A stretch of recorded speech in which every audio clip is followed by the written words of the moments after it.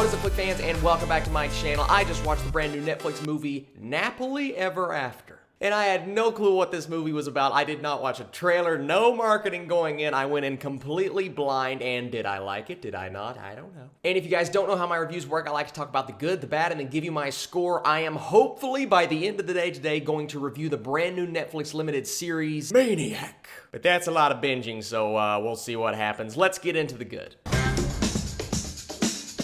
So this film is directed by Haifa Al-Mansour, I hope I'm pronouncing that right, and Violet Jones is tired of waiting for her longtime boyfriend to propose, therefore she breaks up with him, but old feelings and heaps of jealousy no doubt arise when he promptly begins dating another woman. And I read you what IMDb said, but I don't really think that's what this movie is about. This character goes through so much and she makes certain decisions, and then finally she has had enough, and if you've seen the trailer, if you've seen the marketing, I'm sure it is pointed out the fact that she shaves her head bald and it turns her into a completely new woman. Yes, it sounds funky and I don't know if that's going to work on screen, but you know what?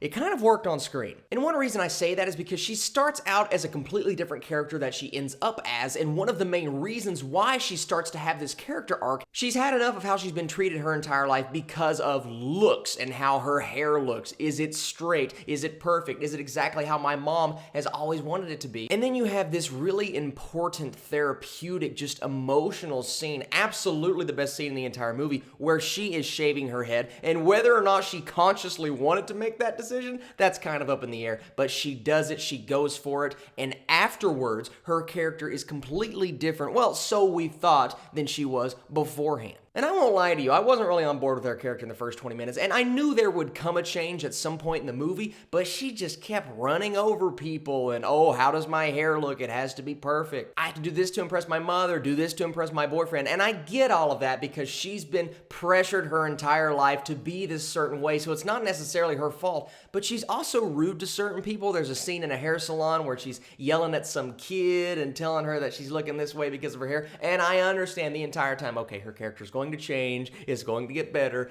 but she was definitely not a character I was rooting for in those first few scenes. And then comes the change. A message that I think is really important for all of us is looks don't matter. It does not matter how your hair is, and I don't understand the problems that she has with her hair because obviously my hair is different than her hair. And her character has hair that kind of puffs up and curls easily, and I can understand how that is difficult to deal with your entire life because all of these women have straight, long, and luscious hair, and she has hair that just, it kind of goes poof. And while I don't really think I would care if I had hair like that, women are constantly pressured to look a certain way, and I get that. And her character was heavily pressured by her mother, and that's something that you learn throughout the story, and yeah, I completely understand why she felt that way and why she felt she had to look like this. So it's definitely a movie with a good message, a movie with good direction. I thought they handled all of their characters very well. I didn't really hate any of the performances. All of the performances and the acting, all of that was really well done. The plot was a little choppy for me at times, but it kind of finds its way towards the end, and at the end of the day, you have a good message. You have something that's a little bit formulaic. Yes, we have seen it before, but this is done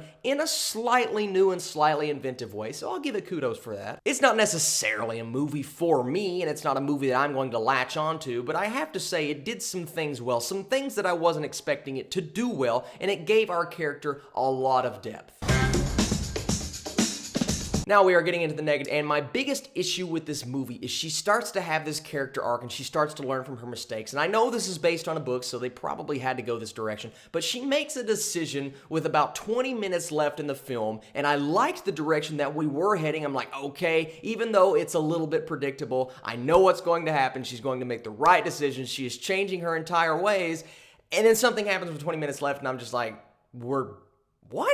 What? We set up this storyline and what? And I get it, that's real life. It's hard to get over certain things. I'm not going to go any more in depth, but it's really hard to detach yourself from certain situations. So I see how those situations can pull you back in. So yes, it was realistic, but it's just like we had these great character changes and she had this revelation and she shaved her head and then she makes a decision like this. And I just wasn't necessarily on board with it, and it just took me out of the movie. I had to sit back and think, why is this decision even being made? And yes, we resolved that decision eventually because there's something that happens at the end of the movie, and I actually thought it was very well done in certain characters, but you know, we still didn't end on the note that I think we should have ended on and could have ended on that would have made this a more compelling story. And the movie starts out, we have a poorly constructed flashback scene followed by a very exposition-heavy scene explaining what happened with the dad. And those two scenes back to back to start out the movie, I'm like, oh, this is not good dialogue so far. And then the movie starts out, I'm like, okay, I was actually on the boyfriend's side at the beginning of the movie because he had some very good points. And her character wasn't the best person ever. And then something happens with him and you're like, oh man, that's... Because it's just really out of the blue. It's like he showed no signs of being a bad person, and it turned out it's like, you know how this story is going to go. It was slightly predictable. That's another problem I had. It's just like this character made so many good and important decisions throughout the movie, and then you get that one decision towards the end. It's like, okay, we're going back there. I don't know. This story was just a little up and down for me. The dialogue at times was a little wonky. I got some one-liners where it kind of felt like acting to me. And that's my biggest problem, I think, is that we have seen this story before. We've never seen it told in this way about this specific subject, and it's a subject that is going to relate with a lot of people. And I think that's one of the reasons that I'm kind of on board with this, because this is going to be something that a lot of people deal with, and they're going to latch on to this movie and say, wow, I have felt that problem before. Even though I'm not as maybe mean as this character was at certain points in the movie, I understand how this is going to be something that relates to a lot of people.